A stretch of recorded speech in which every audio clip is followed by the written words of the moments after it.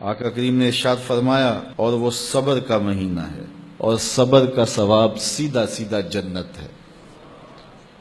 ایک روایت میں آتا ہے الصوم نصف الصبر، روزہ آدھا صبر ہے۔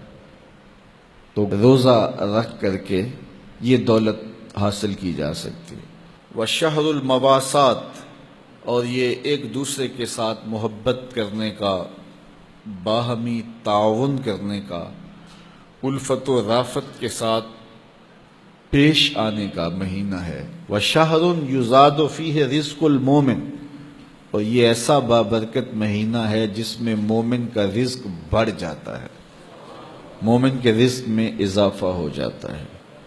وہ نعمتیں جو عام ایام میں اسے نصیب نہیں ہوتی، اس مہینے میں اسے نصیب ہو جاتی ہیں۔ اس کا رزق بڑھ جاتا ہے، برکت ہو جاتی ہے، اضافہ ہو جاتا ہے۔ جس نے اس مہینے میں کسی روزہ دار کا روزہ افطار کروایا، اللہ اس کے گناہوں کو معاف فرما دے اور اس کی گردن کو جہنم کی آگ سے آزاد کر دے گا۔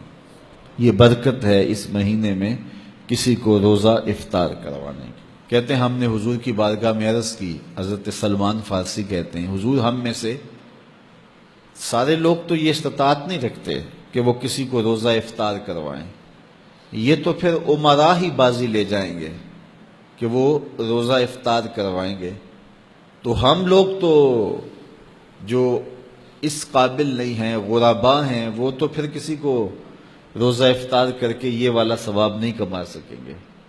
تو جب حضرت سلمان فارسی نے یہ کہا تو رحمت عالم نے کیا جواب دیا، سنیے۔ فرمایا کہ اللہ تعالیٰ یہ ثواب اسے بھی عطا کرے گا جو دودھ کے ایک گھونٹ سے، ایک چوہارے یا کھجور سے، یا پانی کے ایک گلاس سے کسی کو افطار کروائے، اللہ اسے بھی یہ ثواب عطا فرمائے۔ اس نے نلکے سے، کنویں سے، چشمے سے پانی بھر کے دے دیا کہ لو روزہ کھول لو، جاتے جاتے ہاتھ میں کھجور دے دی کہ سائیں میری کھجور سے روزہ کھول لینا۔ اس نے بکری دو رہا تھا تو اس نے ایک گھونٹ دودھ کا اسے پلا دیا۔ تو جس نے روزہ اس طرح بھی افطار کروایا، کسی غریب نے ایسے بھی کسی کا روزہ افطار کروا دیا، میرے حضور فرماتے ہیں اللہ اس کو بھی پورا پورا ثواب عطا فرمائے۔